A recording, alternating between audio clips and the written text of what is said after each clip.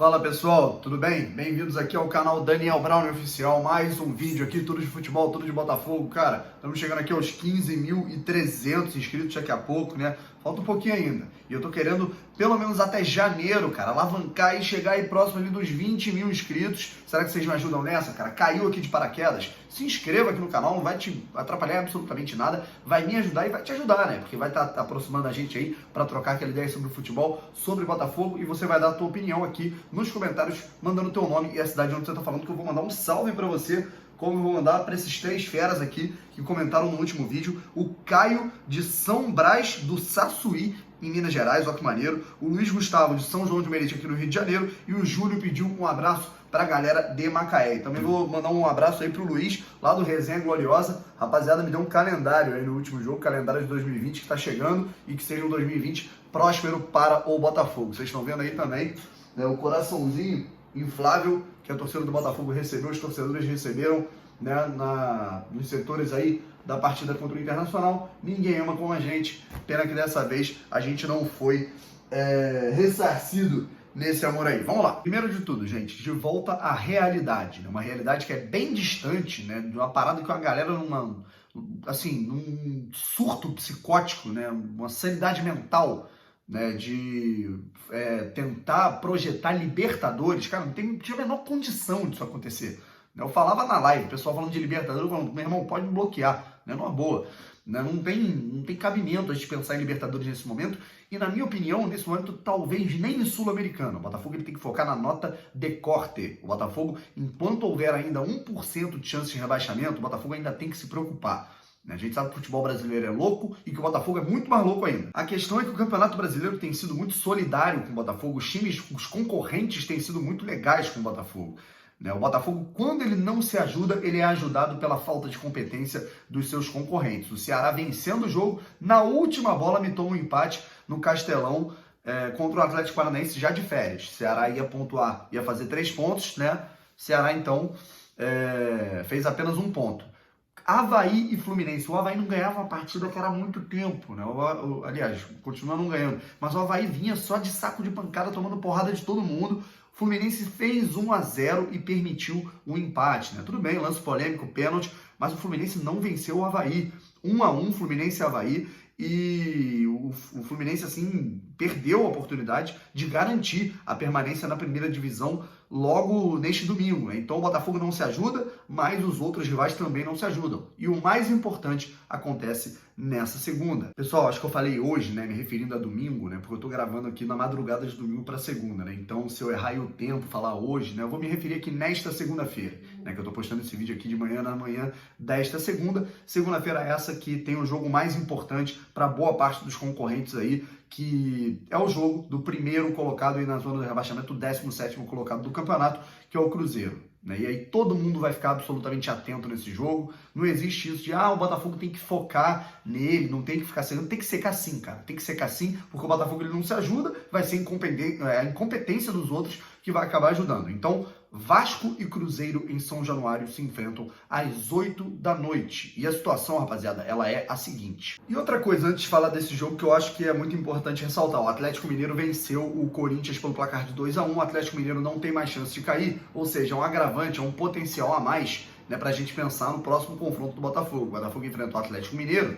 né, que se empatasse com o Corinthians ia ter que vencer o Botafogo para se livrar completamente do rebaixamento. O Atlético Mineiro agora não tem mais chance nenhuma de cair, então a gente pode esperar um Atlético Mineiro mais solto, né, no confronto contra o Botafogo, e talvez pensando aí em o que pode fazer para não ajudar muito o seu rival Cruzeiro, né? Não pensem que isso não existe, né? Eu não acho que vai ter, o pessoal vai entregar o jogo, né? Mas óbvio que isso influencia. A situação é a seguinte, gente, do jogo entre Cruzeiro e Vasco da Gama, né, que acontece em São Januário às 8 da noite, nesta segunda-feira, ingressos esgotados, a torcida do Vasco vai com tudo, né, tá um clima muito bom no Vasco da Gama em relação a essa campanha aí dos sócios, né, já tá chegando aos 130 mil sócios do Vasco da Gama, né, a torcida tá indo em peso e principalmente pelo clima, né, o mundo dá muitas voltas, né, teve uma época aí, se eu não me engano foi em 2015, em que o Fábio, o goleiro do Cruzeiro, falou, né, deu um tom de deboche, né, a respeito do rebaixamento do Vasco. Depois vão cair e vão ficar chorando, vão para a segundona e ficam chorando. Então agora está nas mãos do Vasco contra o Cruzeiro uma possível proximidade do Cruzeiro de um rebaixamento que poucos imaginavam que aconteceria, né? Um time que estava voando no primeiro semestre, o que não é a falta de gestão, mas vamos falar o que o Botafogo tem a ver com isso. Existem 3 situações, rapaziada. Em caso de vitória do Vasco vencendo por 1-0, 2-1, 4-1, qualquer resultado que dê os 3 pontos para o Vasco e faça o Cruzeiro não pontuar, o Botafogo e Fluminense estão livres de qualquer possibilidade de rebaixamento. Então, apito final, vitória do Vasco, vai comemorar a torcida do Vasco, vai comemorar a torcida do Fluminense, vai comemorar a torcida do Botafogo e vai comemorar a torcida do Flamengo, que quer ver outro rival rebaixado, porque aí diminui a lista dos times que nunca foram rebaixados. Em caso de empate, né, 0-0, 1-1, Vasco e Cruzeiro, o Cruzeiro fez 1 ponto. Qual vai ser a missão do Botafogo e também do Fluminense? Botafogo e Fluminense entram na próxima rodada visando um único empate para se salvar. Vamos dizer, o jogo é 0-0 entre Cruzeiro e Vasco. O Botafogo, com 0-0 contra o Atlético lá em BH, ele se salva completamente do rebaixamento. Aí vamos à terceira hipótese, que é a que todo mundo menos quer. Vamos dizer que o Cruzeiro vença por 1-0. O Vasco em São Januário, Cruzeiro vencendo, faz 3 pontos e aí iguala a situação da última rodada. Aí vão restar 6 pontos a serem disputados e o Cruzeiro vai estar, se eu não me engano, a 3 pontos de Botafogo e Fluminense. Aí Botafogo e Fluminense dependem de uma vitória para escaparem do rebaixamento. Então, uma coisa de cada vez. Claro que a gente vai projetar esse Botafogo e Atlético, mas tomara que a gente projete esse Botafogo e Atlético visando uma disputa aí dos 2 times por uma vaga na Sul-Americana, uma disputa entre os 2 times por uma melhor colocação no campeonato, e não o Botafogo precisando de mais pontos para sobreviver e ficar longe da zona de rebaixamento. Portanto, é basicamente isso. Ainda não acabou essa luta e a gente vai saber quais vão ser os próximos capítulos e se realmente isso termina amanhã. Então, todo mundo torcendo pro Vasco. Agora vamos falar de outro assunto. Detalhe, tá, gente? Eu não tô aqui... eu sou um cara que eu gosto do Cruzeiro, né? Eu tenho alguns amigos cruzeirenses, tem o Guilherme Pio, tem o Gão, né? Tem uns parceiros que são cruzeirenses, mas não dá, né, cara? Não dá. Tem o Cássio, né? Um parceirão meu lá de Teresópolis, mas, sinceramente, né, cara? Ou é eu, ou é você. Então, a gente vai ter que fazer o papel de secador. Agora eu quero falar sobre Juca Kfouri, né, jornalista bem renomado no mundo do esporte do Brasil, mas que ultimamente, né, tem assim, deixado rastros de que ele não é mais o mesmo que já foi há algum tempo. Né? E aí eu vou falar um pouco da relação do Juca com o Botafogo e sobre as opiniões que ele tem emitido em seu blog do UOL a respeito da questão do Clube Empresa e do Botafogo S.A. Juca Kfouri, né, para ressaltar, eu não sou nenhum cara que tem o ódio, né, ou amor, né, a pessoa que eu tô falando aqui, né, até porque, inclusive, é uma das grandes inspirações para quem gosta de jornalismo esportivo, porque é um cara que é pioneiro nessa questão, né, da segunda metade do século XX para cá, né, nesses moldes aí de se fazer jornalismo esportivo tanto na TV, quanto no rádio, quanto em textos. É um cara que é muito importante para o cenário do desenvolvimento do jornalismo esportivo no Brasil, né, mas que tem os seus defeitos, né, e ele tem pisado na bola, na minha opinião, em relação a algumas análises um pouco tendenciosas, ao meu ver, principalmente em relação ao Botafogo neste ano de 2019. Não foram poucas as opiniões do Juca Kfouri a respeito do Botafogo neste ano, né? E estava até estranho, né? Porque quando era uma análise a respeito de um jogo, eu me lembro do Botafogo, quando o Botafogo venceu o Goiás por 3-1. Né? Ele falou que o Botafogo ele venceu com a ajuda do VAR. Né? O Botafogo tomou conta desse jogo, venceu o Goiás de maneira autoritária.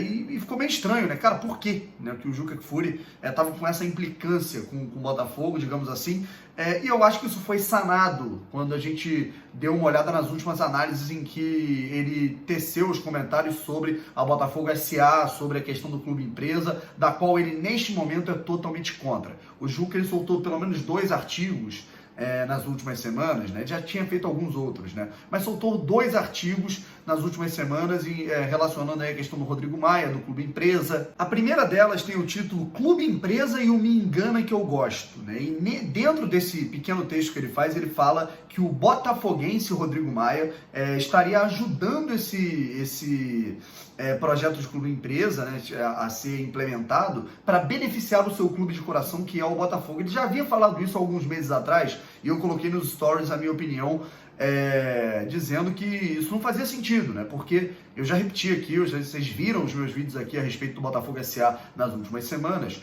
em que o projeto mais vantajoso para o Botafogo seria a aprovação do projeto do Paulo Guedes, que é o projeto do Poder Executivo. Esse projeto do Clube Empresa, de certa forma, ele até atrapalha um pouco a questão do clube empresa, porque ele pode até espantar os investidores, porque tem muitas coisas ainda muito obscuras. Aí neste dia 1º de dezembro, né, nesse último domingo, ele colocou aqui Botafogo 1, futebol brasileiro 0. Né? Isso é e detalhe, né, você tem aí a imagem de perfil, né, a imagem de destaque do post, é a cara do Rodrigo Maia com a bandeira do Botafogo, com a camisa do Botafogo na cara, uma coisa assim, como se o Botafogo tivesse aliado um mal ao futebol brasileiro, né? E aí ele ressalta a ideia de que a questão do clube, do benefício a isso que está acontecendo do clube empresa é algo que pode ser ruim para o desenvolvimento do futebol brasileiro. Né? Tudo bem, é uma opinião. Né? Por mais que não seja embasado em nada, né? Seja uma opinião que não tem relação com... Assim, ele não apresentou nenhum tipo de argumento concreto para dizer por que isso é ruim. Beleza, uma opinião dele. Né? Mas aí a gente entra em algo que o Matheus Mendes, né, que é um parceiro nosso lá do Twitter, jornalista formado, ele também faz conteúdo diário lá no Twitter sobre o Botafogo. Ele achou, cara, olha só que legal o que ele achou. Ele achou um texto do Juca Kfouri lá em 2015. O Matheus ele me mandou aqui pelo WhatsApp, olha só. Vamos voltar aqui ao dia 10 de agosto de 2015, mais de 4 anos atrás. Né? Então o título é o seguinte: Por que derrubar o veto ao clube empresa? Artigo de Juca Kfouri, publicado no dia 10 de agosto de 2015, às 6h24 da tarde. Vamos ler alguns trechos? A sanção presidencial da lei número tal, chamado Profut, foi saudada como positiva para o futebol brasileiro, não sem razão. Todavia, o veto aos dispositivos do Profut que criavam um regime especial de tributação, parênteses aqui, o mesmo regime especial de tributação que você tem aí para esses clubes virarem empresa, fecha parênteses, continuando, que se transformassem em empresa, gerou frustração para aqueles que defendem a profissionalização e a transparência na gestão dos clubes. Continuando aqui a leitura de alguns trechos. E pior, interrompeu um movimento que se iniciava dentro dos próprios clubes que desta vez mostravam estar realmente interessados em estudar com seriedade o assunto, motivados pela proposta de regime especial de tributação, a mesma que está sendo discutida hoje em dia, que permitia sua transformação em empresa. Né? E aí ele está explicando todo o processo e falando o quão bom isso seria para o futebol brasileiro. E tem mais aqui. É fato que desde a década de 1990, os diversos governos têm tentado provocar ou impor a transformação dos clubes em empresa, sem sucesso. Mais uma lamentação. Essa daqui é a melhor, rapaziada.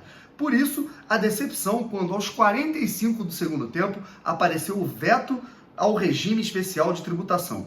Parece que o futebol nacional sofreu mais um gol da Alemanha. Ou seja, gente, olha só que loucura, cara. O Juca Kfouri, há 4 anos atrás, não tem muito tempo, ele fazia um artigo imenso, ressaltando, né, lamentando o veto de um incentivo para os clubes virarem empresa, dizendo que isso era um retrocesso para o futebol brasileiro e associando isso, usando até a metáfora, associando isso ao 7-1 da Alemanha, falando que era mais um gol da Alemanha, o veto aos clubes empresa.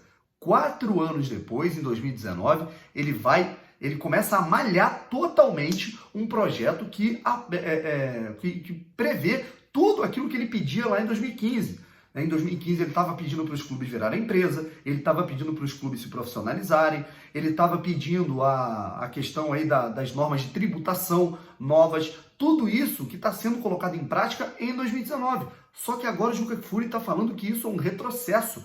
4 anos depois, há uma incoerência clara aí. A diferença, eu explico, né? O pessoal está se perguntando, cara, mas por que isso? Em 2015 ele apoiava e agora ele não apoia uma coisa, fala que é completamente diferente, a opinião dele mudou totalmente. Em 2014, né, o Profut foi um projeto alavancado, foi um projeto de lei, inclusive muito interessante, alavancado pela presidente Dilma Rousseff, né, e pelos demais componentes aí do governo do PT. Né? Então, eu também não sei quais os outros governantes que estavam aí a par desse projeto do Profut, né, que é você equacionar as dívidas, né, em prol dos direitos trabalhistas dos jogadores, né, para melhorar a situação dos clubes.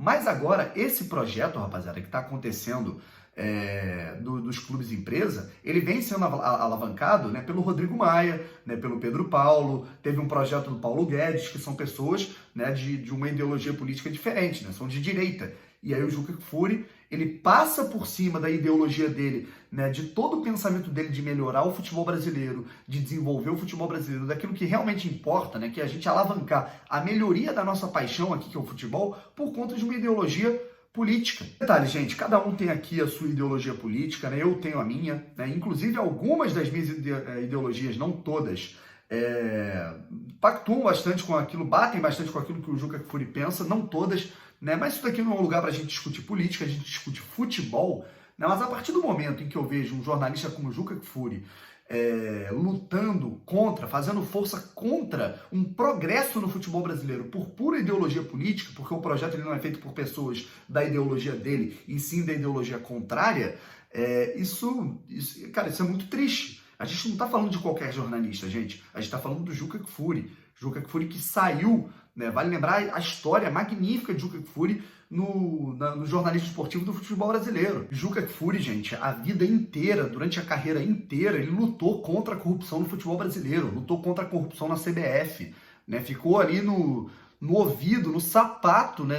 na cola de corruptos como José Maria Marim, Ricardo Teixeira, Marco Polo Del Nero, saiu até de editoras, ele teve que sair do emprego dele porque ele tinha denúncias contra corruptos e isso poderia não agradar, né, aos interesses dessa editora e ele teve que sair, né? Então um cara que sempre foi muito íntegro e é uma pena, né, a gente vê um cara como o Juca Kfouri, que é uma referência para mim dentro da minha profissão, né, saindo desse ramo, né, por ideologia política. E não só isso, gente, lutando contra um progresso que ele queria lá em 2015, né, mas que agora não faz parte do grupo político que ele apoia. Né, e aí ele está lutando contra. E não só lutando contra, pegando uma implicância imensa com o Botafogo. Foram inúmeros os artigos, né, a gente viu aí a falta de apoio dele ao Botafogo em relação ao assunto do VAR com o Palmeiras, né, ele malhando o Botafogo em diversos jogos que o Botafogo venceu nessa temporada, todo o desprezo com o qual ele vem tratando o Botafogo